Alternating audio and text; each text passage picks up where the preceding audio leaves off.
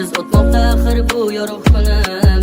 Zimiston bo'lib qoldi har o'tgan yo'lim. Sensizlikka chidadim axir men gulim. Sen bilan orzularim boshqacha edi. Boshqacha edi, boshqacha edi. Sen bilan orzularim boshqacha edi.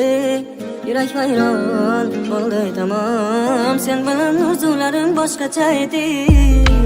Belki takdirde o'yladim men ham sanam olibman yakin bag'rima bosing qo'yibman qaling ketishing yakinsizdi yuragim qaldirasan hammani yo'lada olsan hammasi sabab yurak yo'q hammasini bosdi har xil maskala so'llisan gelib yurakka yakin bo'ldi soldi men olgan gullarim qo'limda yuzik yo'q qoldi umid bo'lsa qani hammasi tushlarim istiman zo'r bo'lishi kunlarim o'yladim o xotira yomon ta'siri yomon miyada hamon zamon o qiziq yo'q hamon ko'ngil yomon sinar hamon manzaram olis armonli bu yo'lda bir uzun yo'ldiz taqdir ekan ne qilayman sen bilan orzularim boshqacha edi boshqacha edi boshqacha edi sen bilan orzularim boshqacha edi yurak vayron bo'ldi tamom sen bilan orzularim boshqacha edi